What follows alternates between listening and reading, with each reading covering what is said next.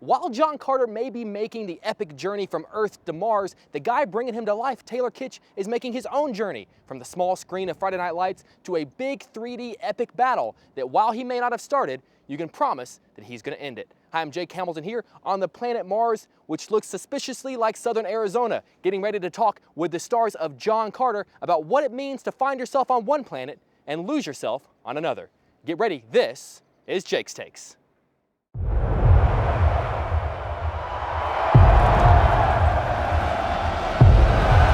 Let them be crushed.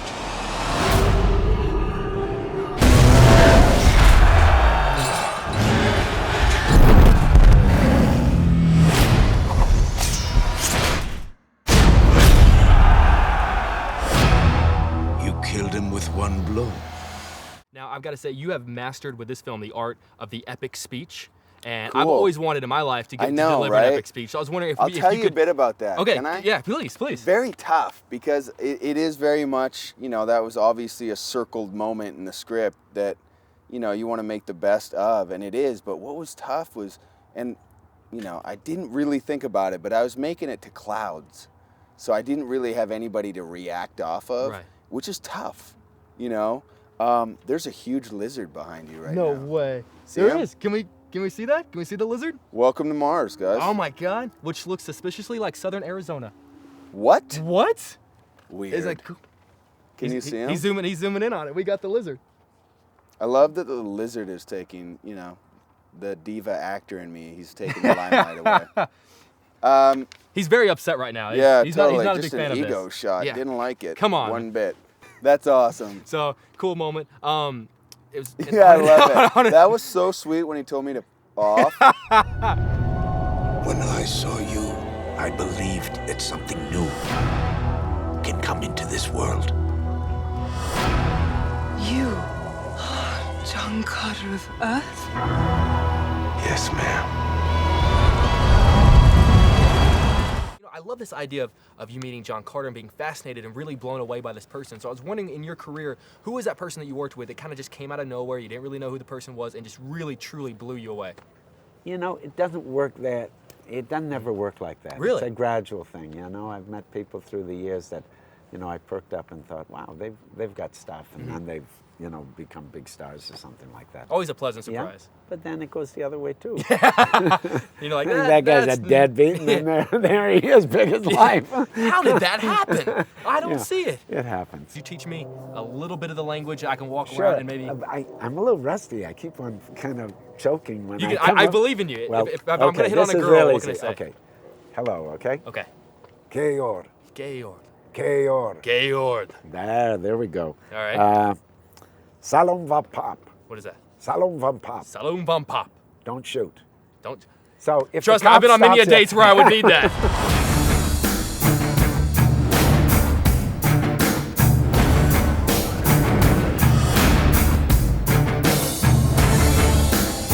What happened to this place? A new power threatens to destroy our city.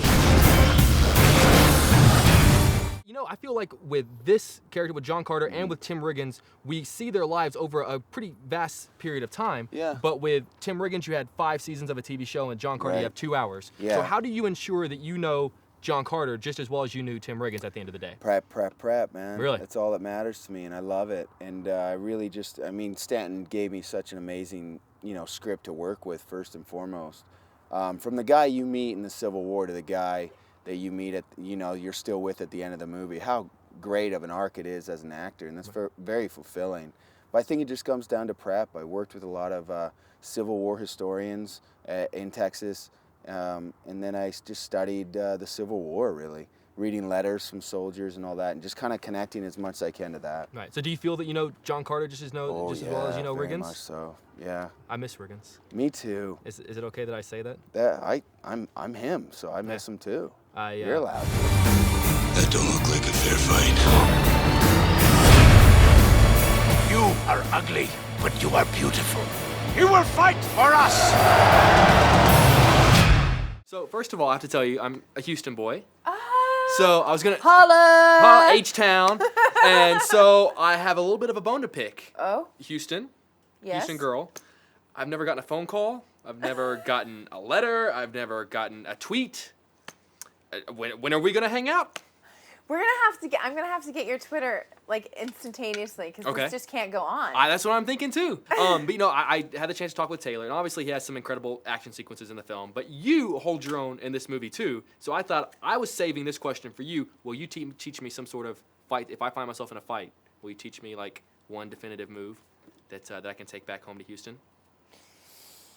Well, you know, there's the bat, there's the at the throat. Right. Okay. That's what I'm gonna do. That's like, it. I feel like it's here. I feel like I'd break my fingers doing that. No, you won't. This is soft. Okay, that's true. And then run. And then run. That's the best advice you give me is run? That's it? So 2 little sets of wimpy fingers to the throat and then run. After all that, yeah. That's the worst advice ever. You can, okay, all right, you can do better. I'll next time, and then I'll let you know how that works out. Next time I find myself. Now you don't want to tweet me, do you? Yeah, next time I find myself in a bar fight, and then I give them the 2 fingers to the throat. It's got to come quickly. Yeah, quickly, and then maneuver my way out of the bar. We'll see how that works out, and then I'll treat you getting my ass kicked. Thanks for the advice. Get on.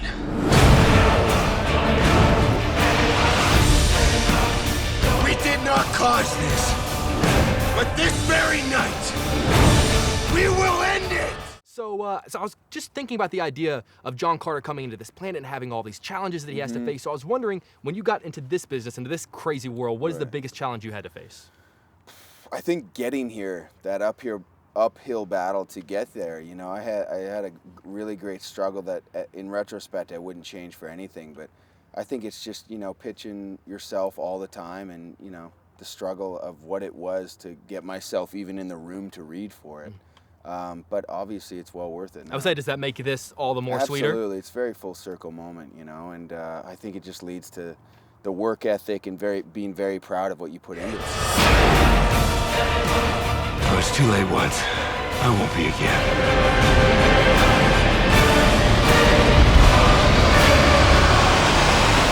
So first of all, I have a little bit of a bone to pick with you. Oh, well. Last time we talked, you know, we were talking for WALL-E, and I said, okay, when you win the Oscar for WALL-E, be sure to thank me. You did and you not said, say you that said, to and me. I quote, sure. So what happened, man? I keep watching it on a loop, and I don't hear my name at all. I got your vote. I got what I needed from you, and I moved on. God, see what happened to these Pixar guys? You think they're so nice? They're nothing. But I apologize. It's fine. Next Thank time. you so much. You're very welcome. You're very welcome. It means the same. Now, a bit of a film geek question for me. I was wondering why you went from John Carter of Mars to John Carter, and then why you ended it with the title card, John Carter of Mars. Well, you know, it was intended to be John Carter of Mars, and then when they were doing a lot of tracking in the middle of the summer, they really found that a lot of people had these unfortunate preconceptions that they didn't like science fiction or wouldn't go see science fiction. And I knew this movie wasn't really like that. It was more of like a period film and a history kind of film, even though it had these fantastical things in. So we didn't want to mislead the audience into what the feel of the movie would be like. So I kind of understood, like, all right, like we can take that off the front title, but it really is about a guy turning from one character into another. So if you'll at least allow me to alter the title by the time we get to the back end so that, in a weird way, we've earned the title, then I'm happy with that. If that's what it takes to get people to come to the theater and then also leave and accepting the title, then I'm fine. And I kind of thought it was an interesting kind of cinematic, dramatic move. I loved it. I thought it was great. So would you consider the real title of this movie to be John Carter of Mars? In my your heart? mind, yeah, it always will be. Because I kind of like, I mean, personally, That's how I like want that. you to leave the theater. Got I'm it. not really so interested about how you enter, it's how you leave.